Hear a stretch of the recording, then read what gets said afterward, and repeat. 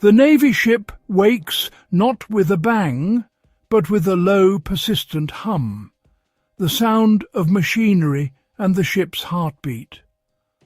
Long before sunrise, fluorescent lights flicker on, revealing sailors already at work. The air is thick with cleaning solution, diesel and coffee. This is the real Navy.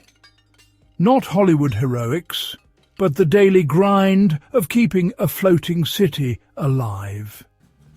New sailors quickly learn their first duties are far from glamorous, chipping paint, scrubbing decks, or serving food in the mess. These tasks, though mundane, are the foundation of discipline and teamwork. Every chore, from polishing brass to serving meals, sustains the ship and its crew. Here a sailor's journey begins, not in battle, but in the quiet dedication to essential, unseen work. The ship is a living organism, and these sailors are its lifeblood. In these early humble moments, a young person is transformed into a sailor, learning the true rhythm of life at sea.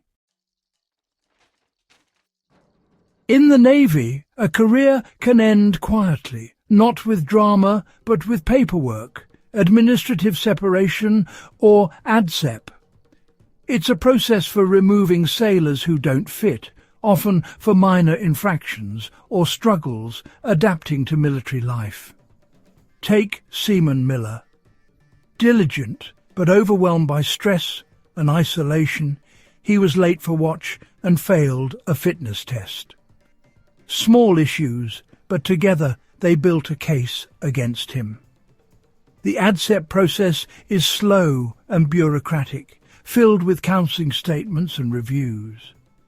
Young sailors like Miller often feel lost, unsure how to defend themselves.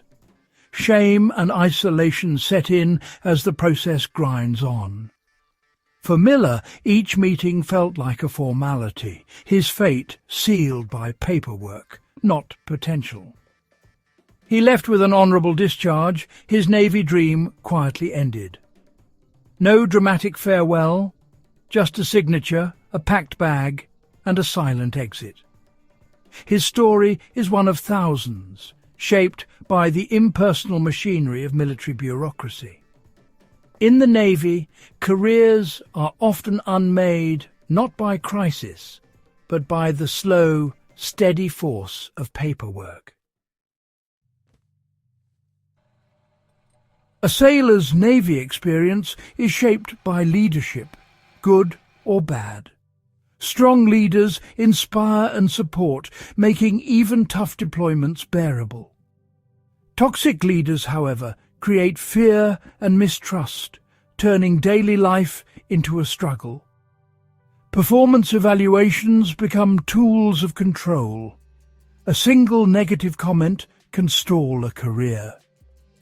Under poor leadership, sailors fear speaking up or making mistakes, knowing their future hangs on one person's opinion. This pressure stifles growth and breeds conformity over competence. Mediocre evaluations, even for skilled sailors, mean missed promotions and growing resentment. Talented individuals leave feeling injustice, while the Navy loses valuable people. Leadership's impact is profound, often unseen, but shaping every sailor's journey. In the end, the shadow of leadership lingers long after the orders are given. Navy ships display posters urging sailors to seek help for mental health. But the reality is more complicated. Asking for help is often seen as weakness, risking a sailor's career and reputation. A mental health diagnosis can mean lost qualifications, stalled advancement, and a permanent mark on one's record. The result is a culture of silence. Sailors hide their struggles, fearing the consequences of speaking up. Many push through anxiety and depression alone, turning to unhealthy coping mechanisms or withdrawing from others. The pressure to appear strong is immense, especially when teamwork is everything. Ironically, avoiding help can worsen problems, leading to crisis and jeopardizing careers anyway. The posters offer hope, but for many it feels too risky to reach out. So sailors stand a silent watch over their own minds, hoping to endure until the pressure lifts. Life on deployment is a world apart, a steel bubble adrift on endless ocean.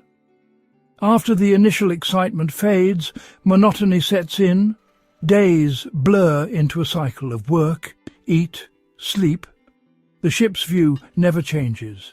Grey water, grey sky, and the constant hum of machinery. Watch schedules dominate life, with little true rest and constant fatigue.